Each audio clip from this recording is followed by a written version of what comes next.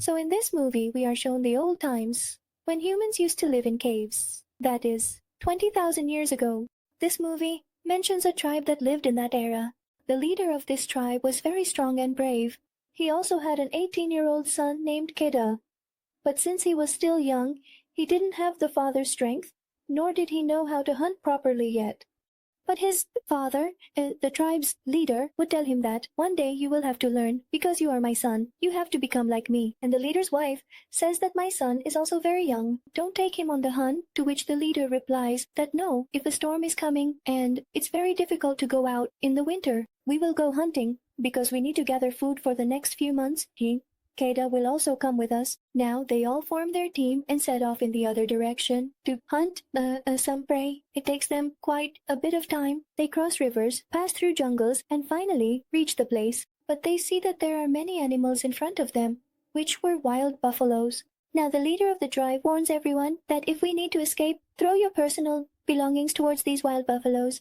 On the other hand, when those wild buffaloes realize that these people are going to attack them, they start running towards them as well.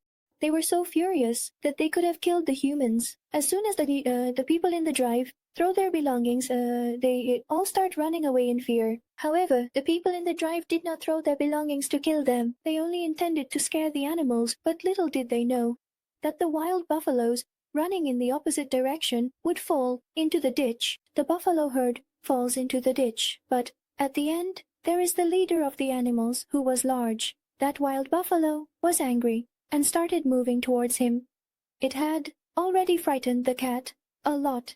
Now the wild buffalo had picked up the cat to throw it into the ditch as well and take its revenge. But the leader rises and throws it towards the wild buffalo, hitting it. But it was too late now.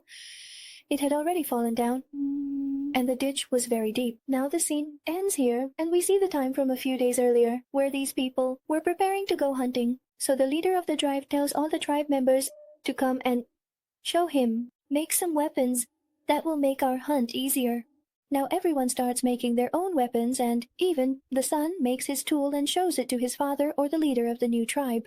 The leader says that his son has made a very good weapon, but he also likes a weapon made by another girl. So he tells the rest of the tribe members that we need to further test the power of these two. He tells his tribe members to test the strength of these two by hitting them. And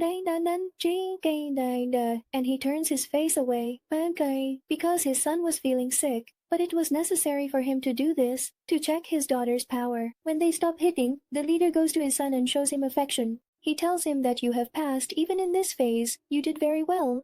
I am happy with you, and soon you will learn the rest of the things too. He tells his son that you have to perform very well in hunting too. Now it is achieved. The leader is with his wife, meaning with the mother. She tells him to think once again, as he is still a child.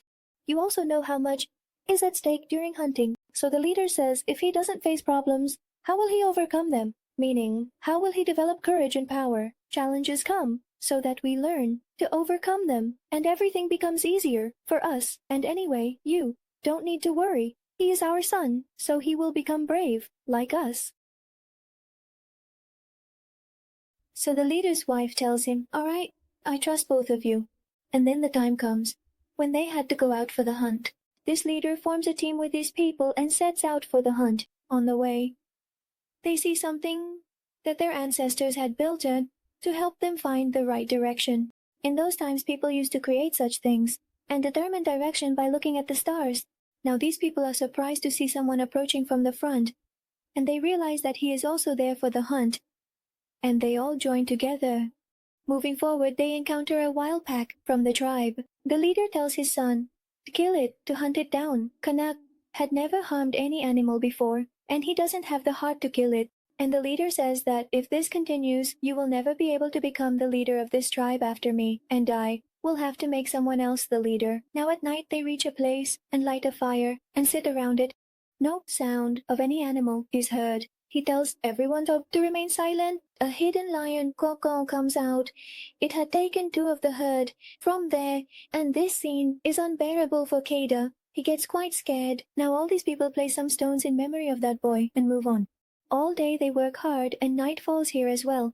These people were staying in the house. The tribe leader and his son come out of the car. So the leader asks them to match the designer patterns made on their hands, which could help them find the way. And then he takes him along and starts explaining good things. They see some wolves, but there was one wolf that was standing tall, and it was their leader. So he tells his son, "Look, this one is the tallest, that's why he's the leader." The leader starts crying a lot, because he feels that after getting injured, his son might not have survived. He just sits there, calling out to his son, but his son doesn't respond. In this way, night falls. His tribe members are also there. He calls out to his son all night, trying to reach him, but it's of no use. Everyone believes that Keda has died. They even place stones there in his memory, as they would when someone passed away. Now the next morning, we see that some vultures start to peck at Keda, but then Keda regains consciousness and sits up.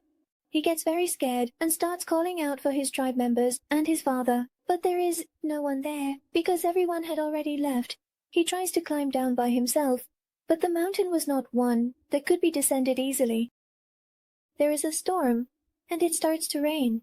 The ravine he was about to enter fills with water, and since he knows how to swim, he jumps into the water and swims to the shore. During this time he had lost consciousness and drifted to this place. When he regains consciousness, he is quite injured. He sets his leg with a stick and stones and then tries to walk. He had reached the top, meaning the same place from where he had fallen. He sees that his tribe members assumed he was dead. He stays there as it is, feeling quite broken, that people thought he was dead. He is bringing something, and hearing his voice, some wolves arrive there.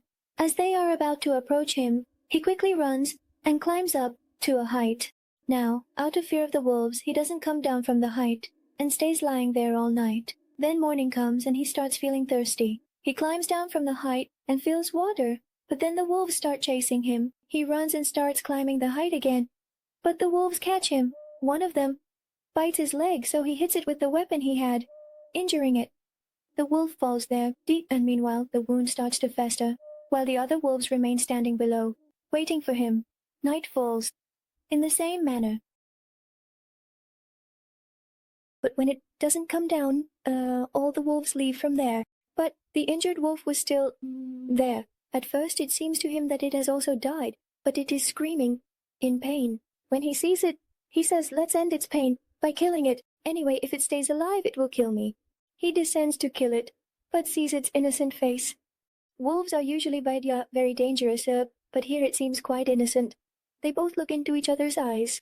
It's unclear what Caleb feels, and he just closes the wolf's mouth so that it doesn't bite, and he picks it up and moves forward. He arrives at a house with the wolf, and they both fall asleep there. When Keta wakes up the next morning, he sees that the wolf is sitting calmly, meaning it is not attacking Kira.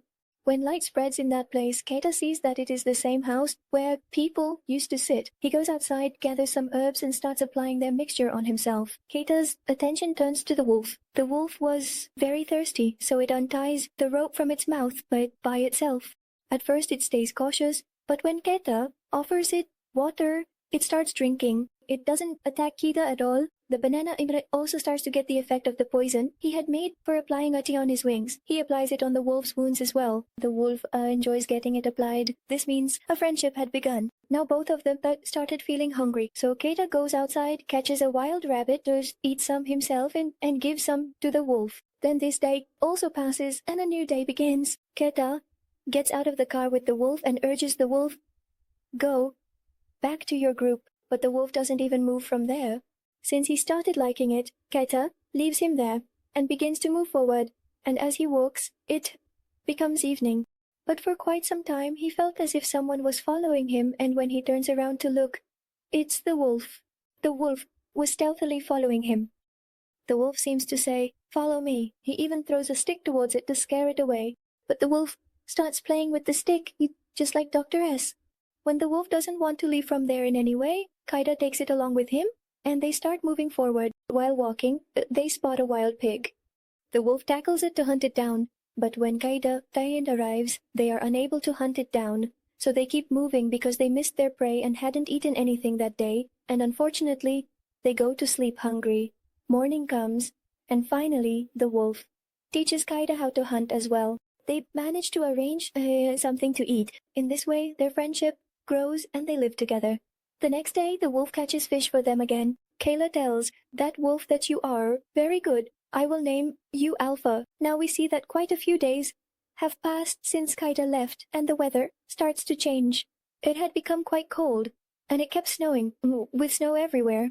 Now we also feel that Keda was no longer afraid. He would hunt by himself because the wolf had taught him everything. Now at night, Keda and the wolf Alpha are eating together. But then another wolf comes there who is growling. Since Keda was no longer afraid, he stands his ground and wants to confront it. But then he feels that this is one of Alpha's companions. He had come to take his lost companion, this wolf, with him.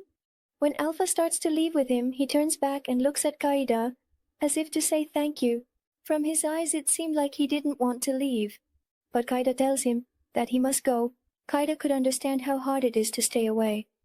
So he sends Vela back to his family as well. But as soon as the next day comes, Cat starts missing his friend Self a lot, Mina said, thinking that he spent so many days with him, and it was he who taught him how to hunt. He starts to feel very lonely. When night falls and he sleeps, he dreams of his father and mother. His father is telling his mother that their son is no more, and his mother completely breaks down. Cat gets scared up and says, I won't let this happen. I can't see my mother in this sorrow, and as long as I have the courage, I will move forward and reach home. Cat starts moving. He sees a pack of wolves right in front of him. He was missing him a lot, so he immediately starts running to call him, but there was some frozen article. The ice breaks above him, and Cat falls inside it. Due to the extremely cold water, Cat was starting to freeze, and he couldn't even move himself. Just then Alpha arrives and tries to save him. From below, Cat also takes out his knife. Successfully, he breaks the ice from below and comes up and Alpha pulls him. He was very happy to have saved him, and both of them sit together by the fire and rest for the night. The next morning, when he feels better, he sets out to continue his journey. On the way, he sees a man who was sitting down. When Cat approaches him, he finds that the poor man had frozen due to the ice. This disappoints him greatly, because he thought that as soon as he started walking, he too would be considered lost in the ice. But Alpha also rests his head in his lap, as if comforting him, saying that you haven't lost courage. The sheep stays right with him and snuggles up to his body to keep him warm. How cute the sheep is. He then gathers some courage and takes some clothes from the house of the man who had died. Then they both start moving forward, but suddenly wild animals approach them from behind and they hide in the car. But Alpha seems to be the queen. It meant some wild and dangerous animal was. That's exactly what happens. A black panther starts attacking them, but Alpha faces it and fights. Alpha was already quite injured. He uses the bow, the cord and arrow he has, to shoot at the lion, which soon succumbs. Kate felt very bad. Poor Alpha was injured because of me. He tends to his wounds, and thanking him, says that you and I will always be together. Then the two of them set off again. But by then, snow had started falling, and the poor wolf was also quite injured and couldn't walk, so he picks him up in his arms. Both were walking in a snowstorm, and both were hungry because they hadn't eaten, and they both thought about it. Cat has another vision where he sees his parents, so he says to himself that no, I am not going to give up. I will definitely go home. He keeps walking, and finally he had reached his home. The tribe members and his parents were sitting quite sadly. Cater was carrying the wolf in his arms. The leader sees that my son has arrived, so he immediately goes to him. He was so happy that I can't even tell you. He extends his hand towards him and says, I have become what you wanted me to be. Now you are proud of me. So the leader embraces his son and says, yes, my dear, I am proud of you. His mother is also very happy and embraces him. The data is placed near the fire and their wounds are treated. In fact, it was a female. Her small golf balls are born. The tribe members take great care of those rules, and all of them were living together among the wolves, and there was a lot of love between the tribe members. Now he had become the leader of this tribe, and all the wolves had grown up. With this, the ending of this nice movie happens. Thank you for watching.